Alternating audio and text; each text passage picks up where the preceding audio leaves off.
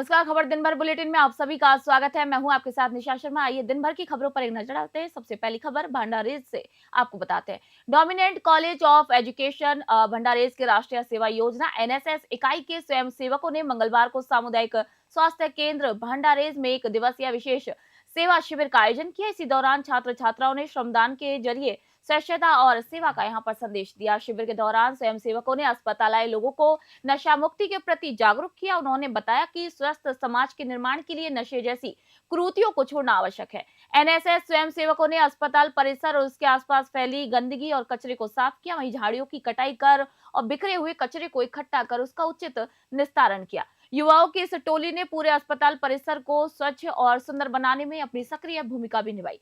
वहीं सफाई के साथ साथ स्वयंसेवकों ने सामाजिक उत्तरदायित्व का भी यहाँ पर निर्वहन किया।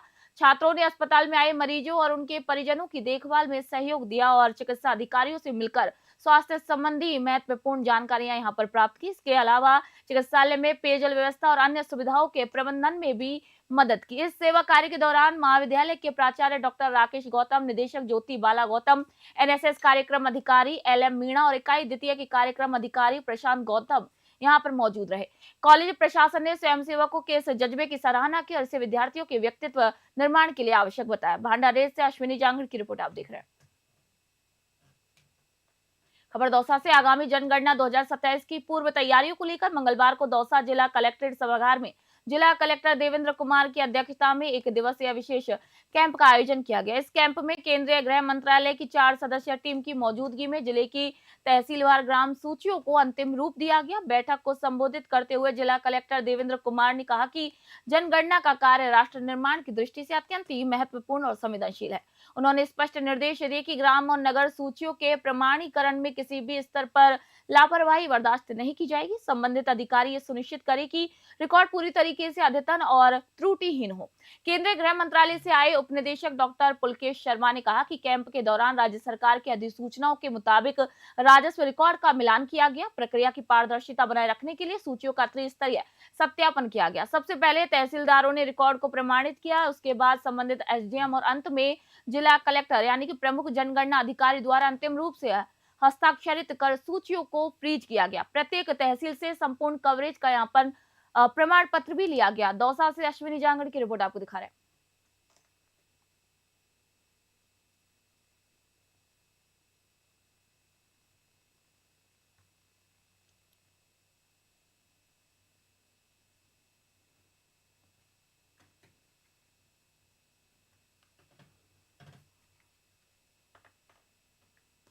खबर चारभुजा से। कुंभलगढ़ विधानसभा क्षेत्र के चारभुजा को एक नई पंचायत समिति का दर्जा मिलने के बाद पूरे क्षेत्र में दिवाली जैसा माहौल है। राज्य सरकार द्वारा की गई इस ऐतिहासिक घोषणा के बाद मंगलवार को स्थानीय विधायक सुरेंद्र सिंह राठौर ने कार्यकर्ताओं के साथ भगवान चारभुजा नाथ के दरबार में मत्था टेका और क्षेत्र की जनता को बधाई दी। मंदिर प्रांगण में जनता को संबोधित करते हुए विधायक राठौर ने कहा कि चारभुजा वासियों को अपने पंचायत समिति संबंधी कार्यों के लिए 30 से 50 किलोमीटर दूर कुंभलगढ़ जाना पड़ता था। अब स्थानीय स्तर पर पंचायत समिति होने से आमजन का समय और पैसा दोनों बचेगा। उन्होंने इस बड़ी सौगात के लिए मुख्यमंत्री भजनलाल शर्मा और उप मुख्यमंत्री दिया कुमारी का आभार व्यक्त किया। वहीं विधायक ने संकेत दिए कि जल्द ही चारभुजा में सरकारी कॉलेज की घोषणा भी की जाएगी, जिससे युवाओं को पढ़ाई के लिए उदयपुर या फिर राजसमंद नहीं जाना पड़ेगा। विधायक के चारभुजा पहुंचने पर समर्थकों ने बैंड बाजों के साथ जुलूस निकाला।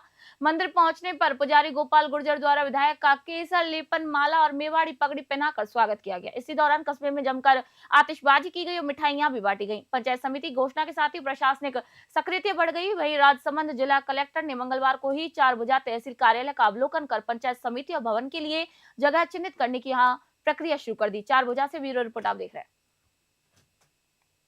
खबर बींजवाइला से। खेल प्रतिभाओं को निखारने के उद्देश्य से बींजवाइला के सरकारी विद्यालय खेल मैदान में आयोजित 2 दिवसीय बींजवाइला क्रिकेट लीग सीजन 2 का मंगलवार को हर्षोल्लास के साथ समापन हुआ। इस टूर्नामेंट की खास बात यह रही कि इसका पूरा प्रबंधन और आयोजन छोटे छोटे बच्चों द्वारा उत्साह पूर्वक किया गया।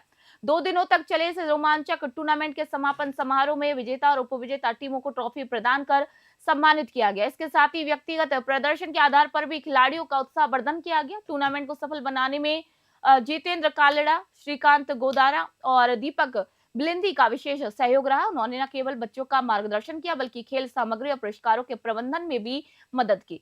समापन अवसर पर पहुंचे मुख्य अतिथियों ने खिलाड़ियों को संबोधित करते हुए कहा कि खेल न केवल शारीरिक स्वास्थ्य के लिए जरूरी है बल्कि इनसे बच्चों में टीम भावना और नेतृत्व के गुणों का भी विकास होता है। उन्होंने विजेता और उपविजेता दोनों ही टीमों के बच्चों को भविष्य के लिए शुभकामनाएं दी। इस दौरान बड़ी संख्या में खेल प्रेमी और ग्रामीण बच्चों का उत्साह बढ़ाने के लिए मैदान में मौजूद रहे। बींजवाइला से प्रदीप अरोड़ा की रिपोर्ट आप दिख रहे हैं। खबर बस्ती से। बस्ती विधानसभा क्षेत्र के पूर्व प्रत्याशी और पूर्व आईएएस अधिकारी चंद्रमोहन मीणा ने मंगलवार को जयपुर में राजस्थान सरकार के कई कैबिनेट मंत्रियों से शिष्टाचार भेंट की। इसी मुलाकात का मुख्य उद्देश्य बस्ती क्षेत्र के विकास को एक नई गति देना और स्थानीय निवासियों की समस्याओं का यहां पर त्वरित समाधान करना रहा। चंद्रमोहन मीणा ने अपनी इस यात्रा के दौरान कैबिनेट मंत्री जोगाराम पटेल, बाबूलाल खराड़ी, गौतम दत्त और जोराराम कुमावत से व्यक्तिगत रूप से मुलाकात की। इस दौरान उन्होंने मंत्रियों के साथ बस्ती की भौगोलिक और सामाजिक स्थितियों पर भी विस्तार से चर्चा की। वहीं सभी कैबिनेट मंत्रियों ने पूर्व आईएएस मीणा के सुझाव और क्षेत्र की मांगों को गंभीरता से सुना। मंत्रियों ने आश्वस्त किया कि भजनलाल सरकार क्षेत्रीय संतुलन और विकास के लिए प्रतिबद्ध है। उन्होंने बस्ती विधानसभा क्षेत्र की विकास परियोजनाओं को प्राथमिकता के आधार पर गति प्रदान करने और समस्याओं के समाधान का यहां पर भरोसा दिलाया। बस्ती से रामफुल मीणा की खास रिपोर्ट आप देख रहे हैं।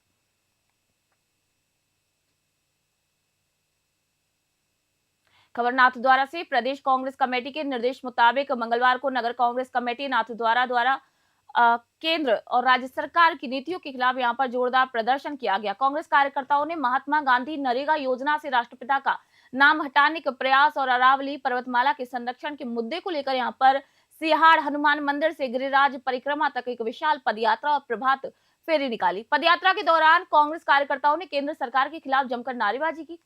वहीं नगर कांग्रेस अध्यक्ष दिनेश एम जोशी ने कहा कि मनरेगा जैसी ऐतिहासिक योजना से महात्मा गांधी का नाम हटाना न केवल उनका अपमान है बल्कि ये देश के ग्रामीण परिवेश और विचारधारा पर भी हमला है। उन्होंने अरावली को बचाने के लिए भी जन जागरण अभियान चलाने की यहाँ पर बात कही ताकि पर्यावरण का संतुलन बना रहे। इस विरोध प्रदर्शन में महिला कांग्रेस जिला अध्यक्ष मनोरमा डाबी, महिला ब्लॉक अध्यक्ष गौरी चौधरी, पूर्व नगर अध्यक्ष रमेश जैन, संगठन महामंत्री महेश सनाड्य, उपाध्यक्ष चंद्र सिंह कोठारी, राकेश वर्मा और प्रवक्ता विशाल उपाध्याय सहित कई नेता यहां पर मौजूद रहे। ये पदयात्रा सिहाड़ हनुमान मंदिर से शुरू होकर विभिन्न मार्गों से होती हुई गिरिराज परिक्रमा पहुंची। इस दौरान कार्यकर्ताओं ने आमजन को अरावली के महत्व और गांधीवादी मूल्यों के प्रति जागरूक किया। पदयात्रा में बड़ी संख्या में महिला कांग्रेस, सेवा दल और युवा कांग्रेस के कार्यकर्ता भी शामिल हुए। नाथद्वारा से ब्यूरो रिपोर्ट आप देख रहे हैं।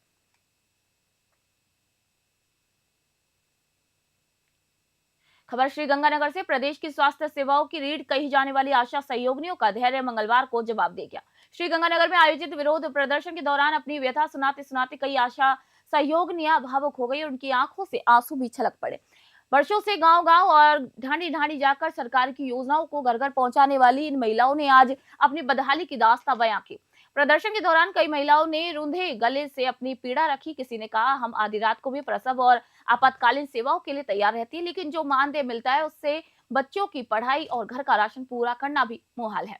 असुरक्षित भविष्य की चिंता उनके चेहरों पर साफ दिखाई दे रही थी। मुख्यमंत्री के नाम सौंपा ज्ञापन। आशा सहयोगिनियों ने जिला कलेक्टर के माध्यम से मुख्यमंत्री के नाम एक ज्ञापन सौंपा जिसमें उन्होंने अपनी 8 प्रमुख मांगों को प्रमुखता से रखा। मानदेय, मासिक मानदेय बढ़ाकर 20,000 रुपए किया जाए। भत्ता, मोबाइल रिचार्ज के लिए 500 रुपए का मासिक भत्ता।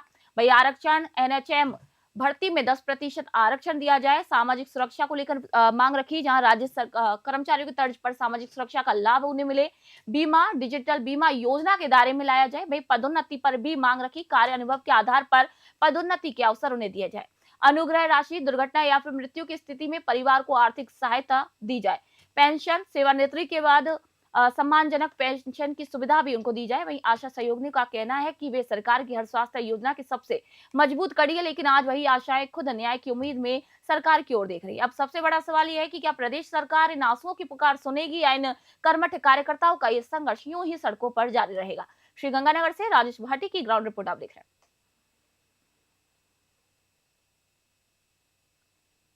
खबर बसवा से। बसवा नगर पालिका क्षेत्र में आवारा पशुओं की समस्या से निजात दिलाने और सड़क सुरक्षा सुनिश्चित करने के लिए नगर पालिका प्रशासन ने एक विशेष अभियान का आगाज किया है।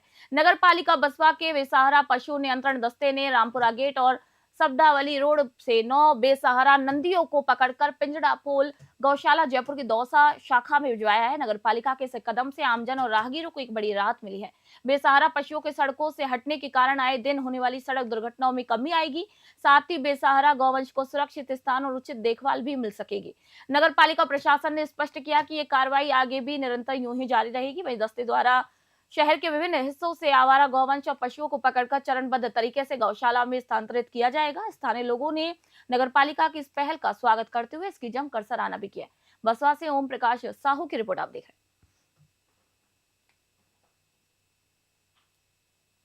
हैं। बसवा द्वारा बेसहारा और आवारा पशुओं को पकड़ने के क्रम में आज पहली गाड़ी रवाना, जिसमें 9 नंदियों को पिंजरापोल गौशाला जयपुर की शाखा दौसा में भिजवाने का कार्यक्रम शुरुआत की।